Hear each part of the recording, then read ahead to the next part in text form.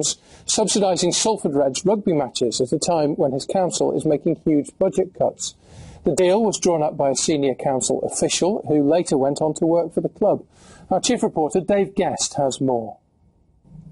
Well, Martin Vickers was one-time Strategic Director for Customer Support Services with Salford City Council. It was he who drew up the deal to help out Salford Red Devils Rugby Club.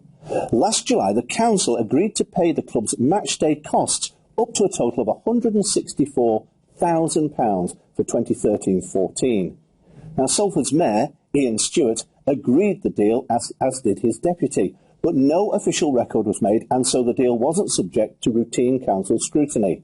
The details have only become public following an internal audit. The opposition Conservative group is livid.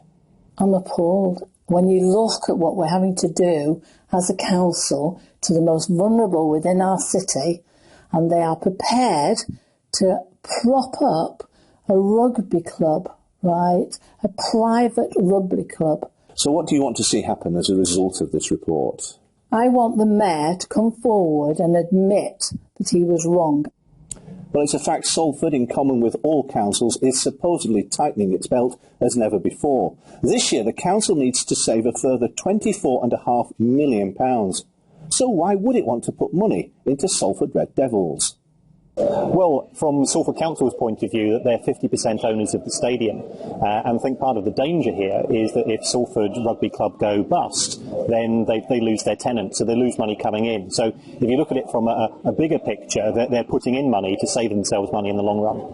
But there's another feature of this story which has raised eyebrows. Shortly after sealing the matchday funding deal, Martin Vickers left Salford Council. He'd asked for and got voluntary redundancy. He then got a new job with Salford Red Devils. The auditors say in future senior council staff should sign a termination contract limiting their future employment options. When I spoke to Mr Vickers today, he said he hadn't been interviewed as part of the audit process and he didn't want to comment on a report that he hadn't seen. I offered to email him a copy, but he declined.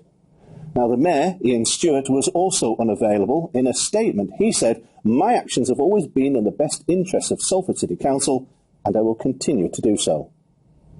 Dave Guest, our chief.